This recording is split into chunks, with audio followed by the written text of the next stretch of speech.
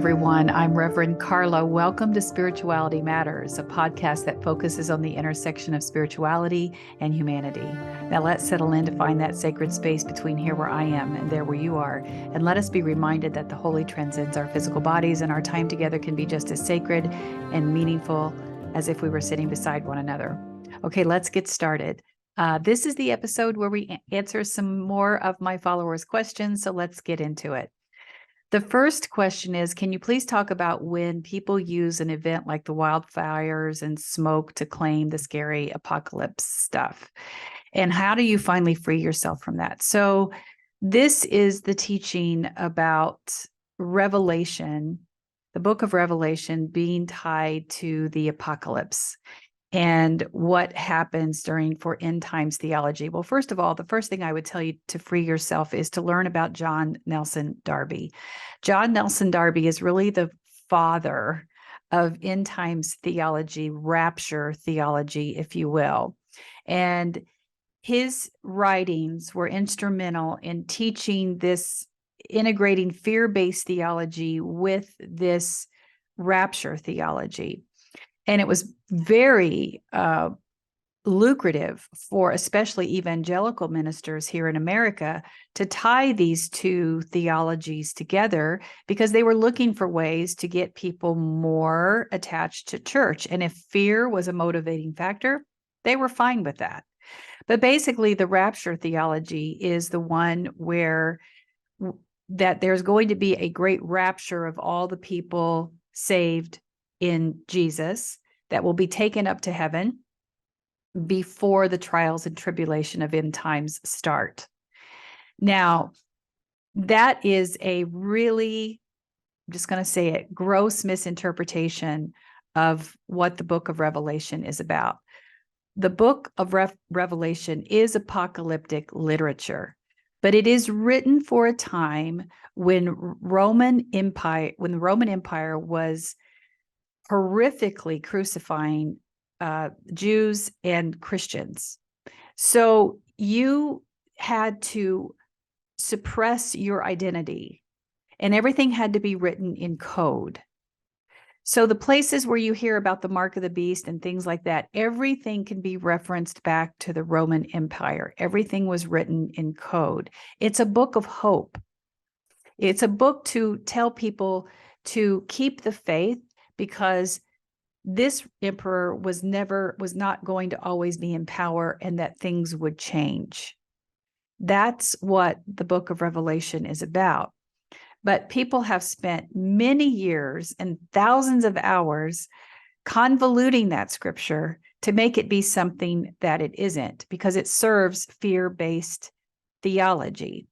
What's interesting about the book of Revelation, and it's tied to the rapture theology and hell and things like that, is that you have Bible literalists who say that the Bible is infallible, it's inerrant, everything in it is true and everything in it is accurate.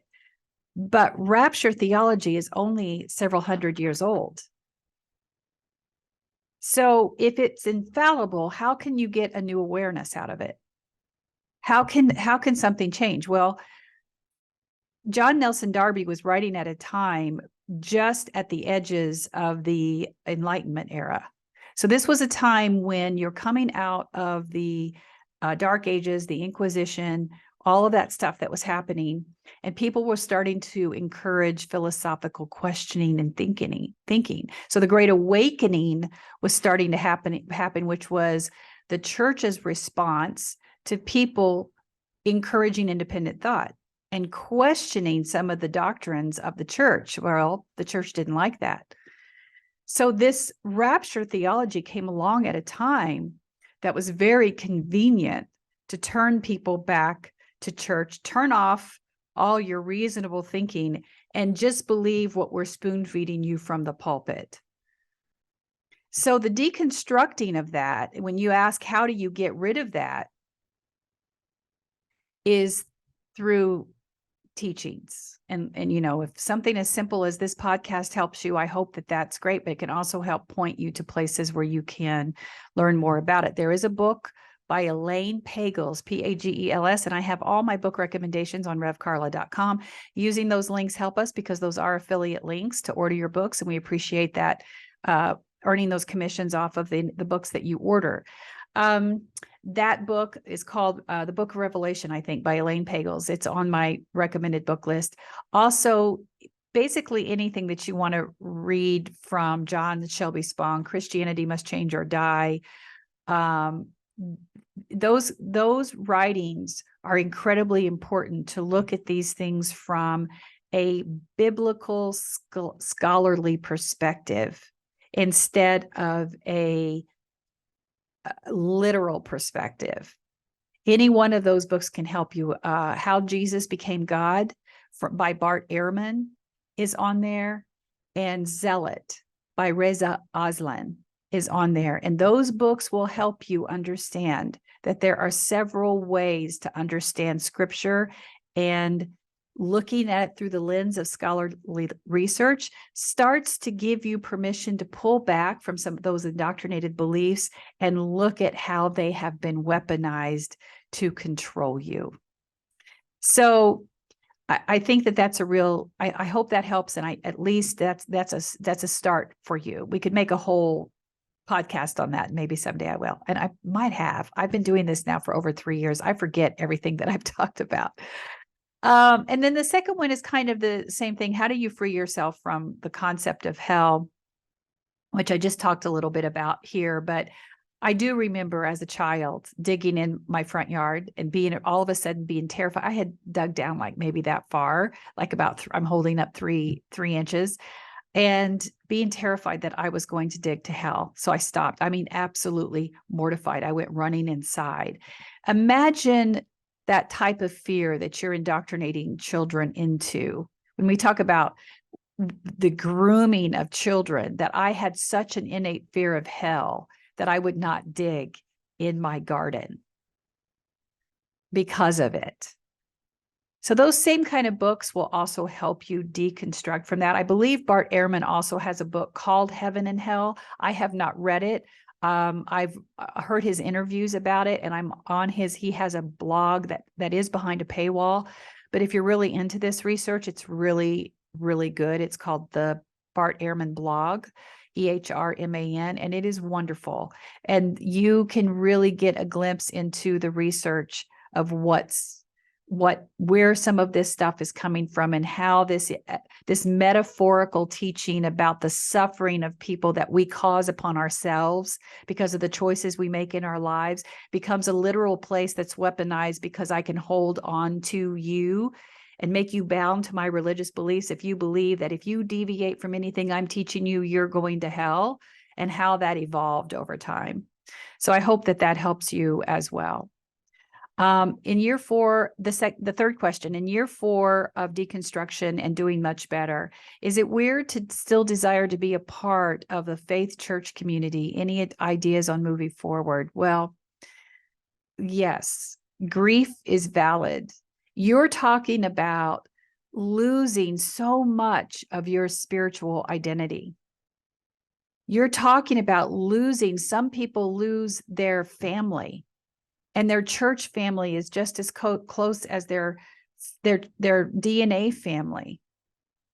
You're talking about losing the identity of who you've been your entire life.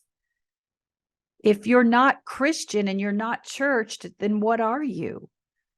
That grief you will hold on to in some ways. I just said it's been 12 years since I've left church, and I had a moment this week about remembering someone who was very indoctrinated in that belief and made it very clear that she wanted nothing to do with me when I left church.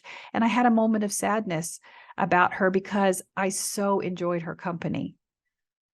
We spent so many hours together working on projects, and it just went away. And after all this time, I just had a thought about her, and I sent her love through a moment of breath and prayer, because that's the only option that's available to me now.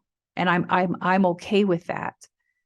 But grief is something that we carry with us as an element that binds up our heart to allow us to move forward, but the grief is still there. The wound isn't as raw, but that grief where we ebb and flow and we start to bind up the places where the cracks are, we still feel the wounds. So that in its place comes true spirituality, authentic living, your morals, ethics, and values, and your spiritual beliefs pointing you to your true north. But we carry grief, whether it's for the loss of a loved one, the loss of a pet. We know we carry grief with us. It's how then it compels us to move forward and turn back to our lives. So I've said this before too, that this season is also an invitation to redefine how we define community. And that started to happen prior to COVID, where virtual communities now can be just as sacred and meaningful. And sometimes that is a better reflection of holding on as a safe and sacred space because they see you for who you really are, when those in the closest proximity to us, we have to hide ourselves because they're not safe. So it is a chance for us to have a paradigm shift to say, what am I going to need? And if I can only find that in virtual communities, then that's where I'm headed. That's why I created the Facebook membership, so that we have a place where we can come together as a community, and my other memberships as well. So find your communities, find your people, and if you haven't yet, just know they're coming. Continue to do the work of deconstructing. And it may look completely different, because when we were inside a church community, oftentimes we were friends with hundreds of people. We saw them all the time in worship and meetings and gatherings and things like that. And it becomes known like a family, but it'll only take one or two to really know you and love you unconditionally to hold that space. It is about redefining all the circles of influence that are around us, because don't forget, patriarchal indoctrination told us that we have no right to gatekeep who is in that inner circle, that they have the right to come in there and influence who you are and enforce limited beliefs on yourself, to remind you that you're a broken person without the church, and that you're full of sin, and that to be a godly, good Christian, you have to continue to do their bidding through how they say to worship, how much money to give, how much of your time that you give. And so when you've deconstructed from all that, you're learning new ways. And sometimes the first thing we want to do is replace that because it's known. But deconstructing is inviting you to new experiences. Because oftentimes what we left was so toxic, it never will serve our highest good. It really is sometimes like leaving an abusive relationship. And that's not everybody's deconstructing experience, but it is for many of us. But because that feels known, we end up in the same cycle again and again and again. And who knows if and I say this all the time, I'll get people who will say, why do you hate church so much? I don't hate church. I have never once told people to leave church, and I've never told people not to go back. If that's where your true north is pointing you, maybe you will find a church someday, or maybe you will find that your spiritual journey is fine just out here where you are right now. Give it time. Next question. Do you think most religious people feel guilty at all about their existence? Absolutely. About how they treat you? Never. Never. Now let's expand on that. About their existence. Part of our indoctrination is to feel guilty. Feel guilty that Jesus died for us. We can never do enough to express our gratitude, to show loyalty for, and be submitted to this faith because of what Jesus did for us, because we were born sinners. That's a doctrine that is hundreds of years old, not related to scripture at all, but it has definitely become part of the Christian theology, if you will. And so that guilt is something that feels warm and fuzzy, like a warm blanket. You put it around you like, yeah, there it is. There's those feelings of guilt and unworthiness. And I just need to do more. I just need to pray more. I just need to give more. I just need to love Jesus more, because that makes me a good Christian. And the weaponization of scripture. So I just need to judge more. I need to go out there and show my Christian love by telling people how much I hate them and how much they're going to hell. That all stuff is all tied up in that feeling and that belief of guilt, that they are guilty of the abomination of being born. And they're constantly looking for ways to sanctify their lives so that they feel worthy of the sacrifice that Jesus made. So that's a whole thing about atonement theology, and it's very legit. And when you start to deconstruct from that, you can actually feel guilty for deconstructing from that, because you don't realize how much of your beliefs is tied into feeling guilty until you no longer feel guilty. And it feels delicious when you can start to deconstruct from it. Now, as far as how they treat you, absolutely never.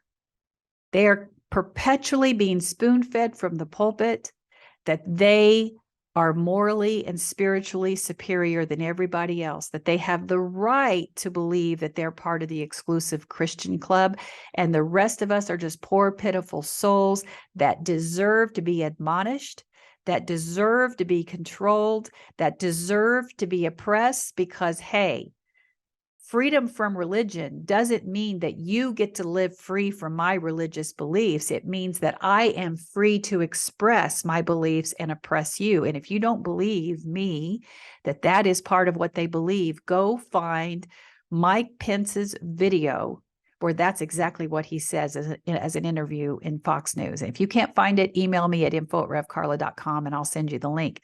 It is there.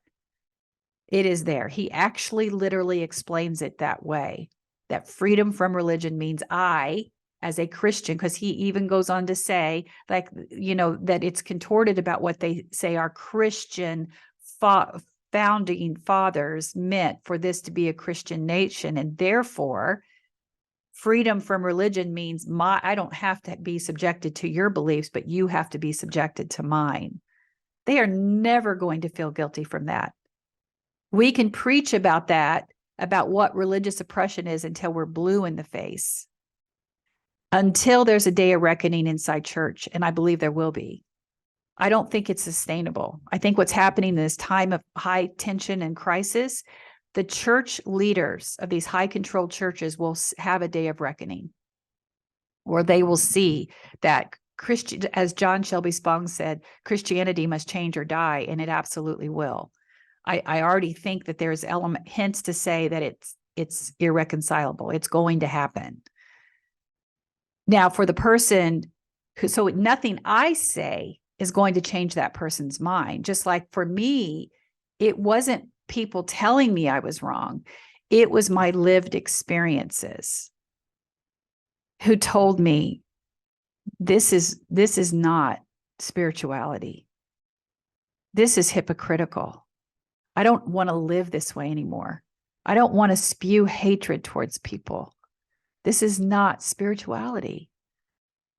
This cannot be reconciled with the teachings of Jesus in any way, shape, or form. And this came from my lived experiences. So what we can hope for is that the people who are the most vitriolic and hate-filled and dangerous and wielding their actions based on their religious beliefs, that they have those experiences, that they see someone in their life be judged because they're a member of the LGBTQI plus community, and all of a sudden it pings them like, wait a minute, I love that person. And now all of a sudden, do I really believe they're going to hell? No. And then something starts to shift and peel away. But it's got to come from a softening of the heart. We can pray for that. We can hold space for it and visualize a new existence, a new humanity for all of us. But on the surface, are they? Absolutely not. All right, next question. Let's see, what would you suggest someone do if they are deconstructing, not fully sure where they will land, yet still have to do Christian things, quote, for appearance, end quote, like pray in public or give devotionals? Well, first of all, no one should start a deconstructing journey thinking they know where they're going to land. You absolutely do not.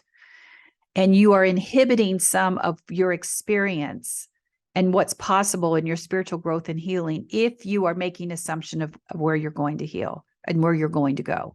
It just doesn't work that way.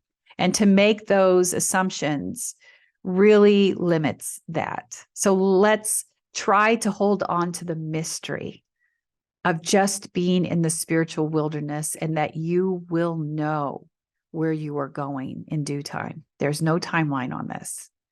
Okay. Number two, what do you do for appearance? Well, I want to tell you a story. I had the honor of being able to travel around the world with my husband a couple of times. And we had the honor of visiting a Buddhist temple in South Korea.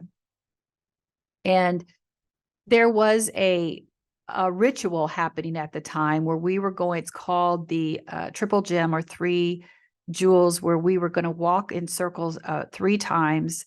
And this was to honor the Buddha, the Dharma, which is the teachings, and the Sangha, which is the community.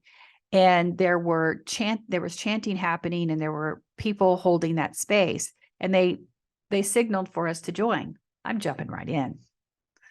I want to experience this through, but again, I was far enough on my deconstructing journey. There were people who were not. And there were some people who stood off to the side, and that's absolutely fine. They were not comfortable, but there were people who took my lead and who were with our group and said, I'm going to do it. If Karla's comfortable doing it, then I'm going to do it. And we did it. And later they asked me what the ritual was. And I told them what the walking in circle symbolizes the cyclical nature of existence and the continuity of the spiritual journey. And people will often chant certain things in that tradition when they walk in that circle. And one person said to me, well, I just prayed my prayer because I didn't want to be negatively influenced. And I said, okay, you would not have been negatively influenced, but I honor your need to hold that space with your prayers in your tradition. And I commend you for still being open to an experience. And he actually said, I actually enjoyed it.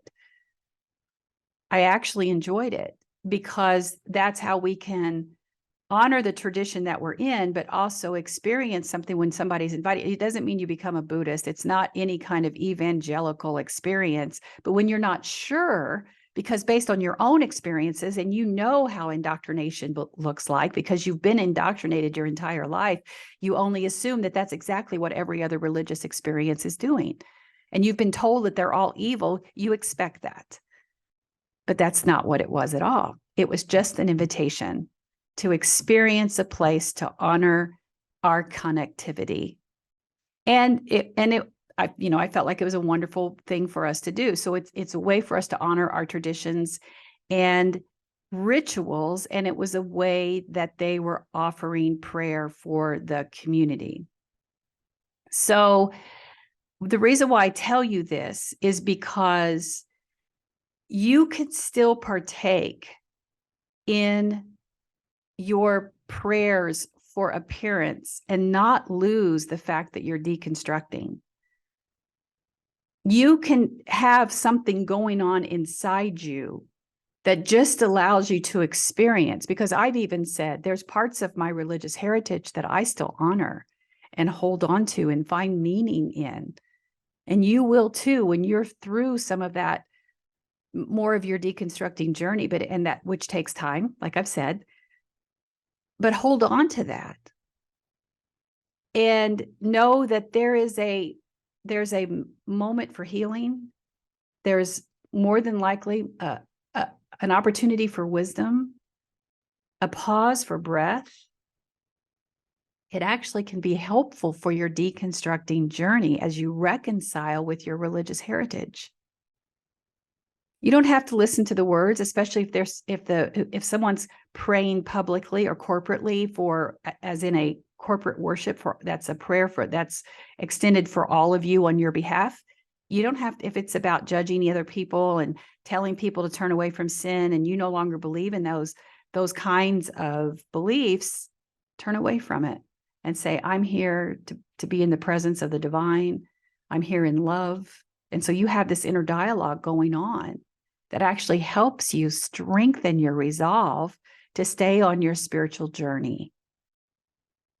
So you can turn this into an opportunity and literally see yourself and your foundation strengthening because you stood in your power, not being influenced by what's happening around you, but that you are actually creating something where you're learning how to protect your space. Because let's face it, we're always going to be, just through our lived experiences, we're always going to come up against something that's going to not necessarily align with our true self. So how do we get through it? We learn how to protect our peace and our space. So you have an opportunity to do that with this kind of experience. I hope that helps. Okay, that's all we have time for today. Thank you for listening, beloved. You can watch the uncut version of today's episode on my YouTube channel, Spirituality Matters with Rev Karla. And you can always connect with me on social media at Facebook, Instagram, and TikTok. And be sure to be checking out my website at revkarla.com, where we are constantly updating it to tell you about the live teachings, courses, and events that are upcoming. I'm so honored to be in this space with you. Go in peace and be at peace. Go in love and may you be loved. Go and know that others are on this journey with you and you are not alone. You are seen and deeply and unconditionally loved just the way you are. Blessings on your week, and I'll see you soon. Bye for now.